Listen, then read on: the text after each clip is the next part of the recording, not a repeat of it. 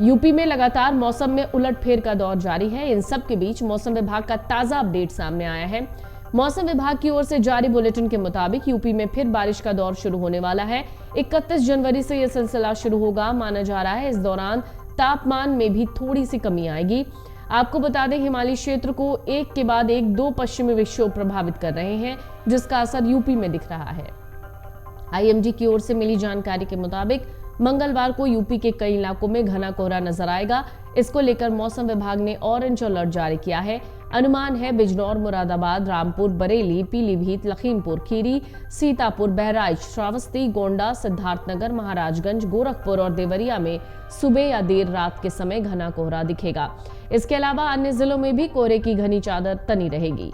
29 जनवरी को यूपी में मौसम शुष्क रहेगा। इसके अलावा तराई क्षेत्रों में घना कोहरा छाया रहेगा। 30 जनवरी को भी मौसम ऐसा ही रहने वाला है। 31 जनवरी से पश्चिमी यूपी के कुछ हिस्सों में बारिश होगी। 1 फरवरी और 2 फरवरी को भी बारिश को लेकर अलर्ट जारी किया गया है। मौसमी उतार चढ़ाव के बीच दिल्ली एनसीआर में सप्ताह के अंत में शनिवार को फिर हल्की बारिश की संभावना है। हालांकि इससे ठंड नहीं बढ़ेगी, धीरे धीरे तापमान में अब वृद्धि होने का अनुमान लगाया जा रहा है। इस बीच सोमवार के दिन भर आसमान साफ रहा, धूप भी निकली, लेकिन हवा में ठंडक का असर दिखा। अधिकतम तापमान सामान्य से 1.5 डिग्री ज्यादा 23.6 डिग्री सेल्सियस, जबकि न्यूनतम तापमान सामान्य से 1.2 डिग्री कम 7.2 डिग्री सेल्सियस रिकॉर्ड किया गया। मौसम विभाग का पूर्वानुमान है कि मंगलवार की सुबह दिल्ली में ज्यादातर जगह धुंध रहने की संभावना है। दिन में आसमान साफ रहेगा। शाम के वक्त आंशिक रूप से बादल छा सकते हैं, जबकि हवा मंद गति से चलेगी। स्काईमेट वेदर के उपाध्यक्ष महेश पलावत कहते हैं कि मौसम की मौजूदा स्थिति के कारण दिल्ली में इस सप्ताह दिन गर्म रहने की संभावना है। साफ आसमान, शुष्क उत्तर पश्चिमी हवा, कम नमी और कोहरे की अनुपस्थिति के कारण अगले कुछ दिनों के दौरान अधिकतम और न्यूनतम तापमान में भी वृद्धि होने की उम्मीद है। कम प्रदूषण ने भी तापमान में वृद्धि में योगदान दिया है।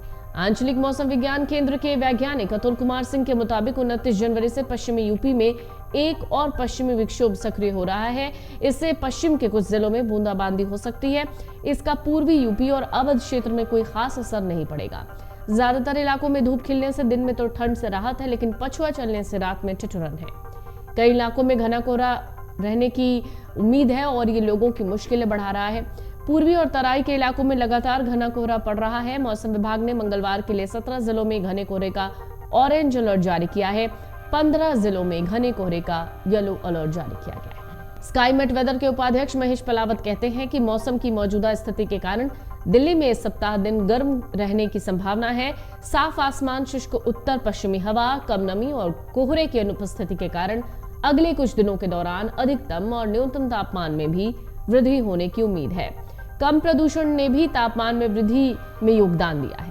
आंचलिक मौसम विज्ञान केंद्र के वैज्ञानिक अतुल कुमार सिंह के मुताबिक 29 जनवरी से पश्चिमी यूपी में एक और पश्चिमी विक्षोभ सक्रिय हो रहा है। इससे पश्चिम के कुछ जिलों में बूंदाबांदी हो सकती है। इसका पूर्वी यूपी और अवध क्षेत्र में कोई खास असर नहीं पड़ेगा। ज्यादातर इलाकों में धूप खिलने से दिन में तो ठंड से राहत है, लेकिन पछुआ चलने से रात में ठिठुरन है। कई इलाकों में घना कोहरा रहने की उम्मीद है और ये लोगों की मुश्किलें बढ़ा रहा है। पूर्वी और तराई के इलाकों में लगातार घना कोहरा पड़ रहा है। मौसम विभाग ने मंगलवार के लिए 17 जिलों में घने कोहरे का ऑरेंज अलर्ट जारी किया है। 15 जिलों में घने कोहरे का येलो अलर्ट जारी किया गया है। अमर उजाला जीवांजलि के सारथी की मदद लें और महाकुंभ में स्नान जरूर करें। अमर उजाला जीवांजलि के सारथी की मदद लें और महाकुंभ में स्नान जरूर करें।